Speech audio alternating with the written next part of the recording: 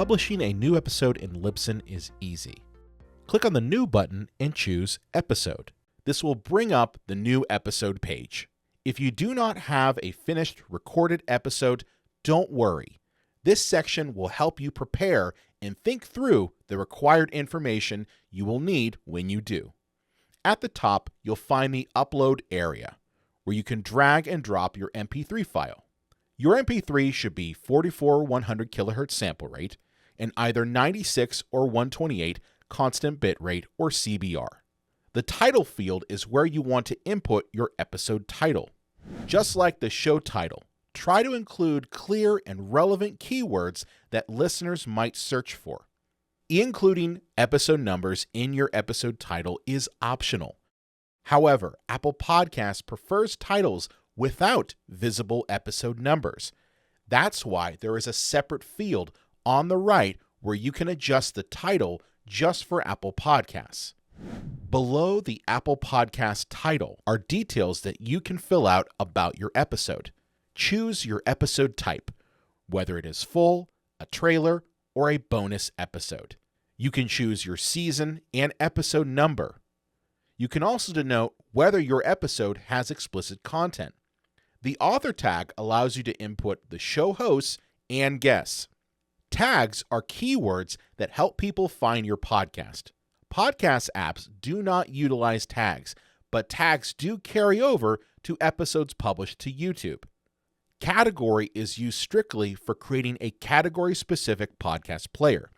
It does not affect the category of your RSS feed. Permalink points to. By default, this link directs to your Libsyn podcast blog page for the episode.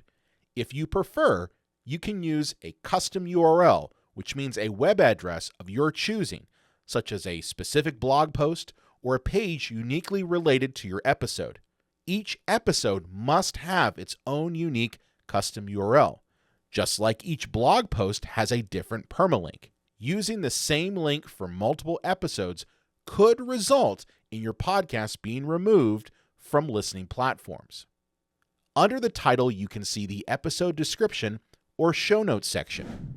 This is where you can put in details about your specific episode, including an episode summary, any relevant links mentioned in the episode, and any calls to action. Show notes are an important part of your episode, and Libsyn Snippets feature makes them quicker and easier to write. Snippets let you save and reuse commonly used text, like social media links, calls to action, and event details, so you can quickly insert them into your episode description without retyping them each time. You can create a new snippet by clicking on the New button. Title your snippet and then create its text. Click Save, and now you have access to that snippet anytime you create a new episode.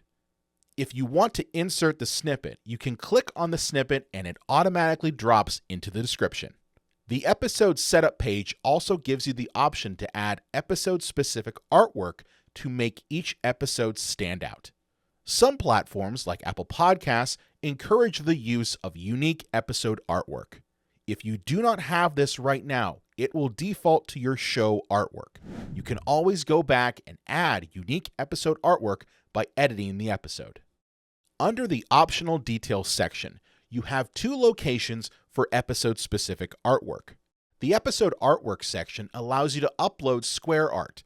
The same dimensions and parameters of your show art apply. 1400 by 1400 pixels, max 3000 by 3000 pixels, 500 kilobytes in size or less.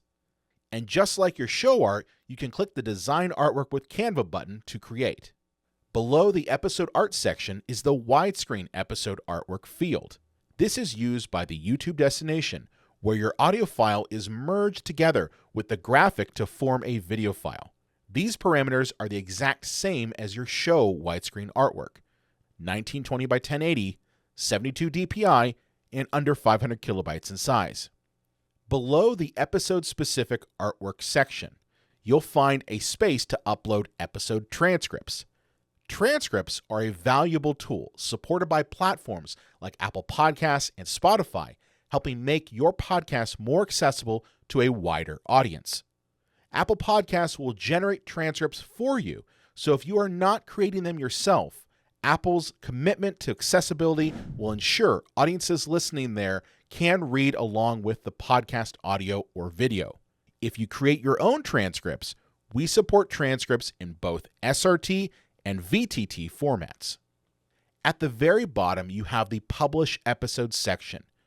You can choose to either publish immediately or click the drop-down to schedule your episode. When scheduling the episode, you can choose the exact date and time it will be published.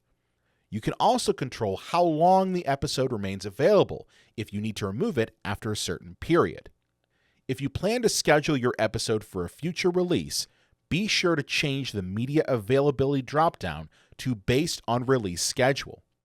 This setting ensures that the episode file remains unavailable until the scheduled release date, and downloads are only counted within your stats from that point forward. When you check the Update ID3 tags box, the episode details you've entered, like the title, description, and author, are saved directly into the MP3 file.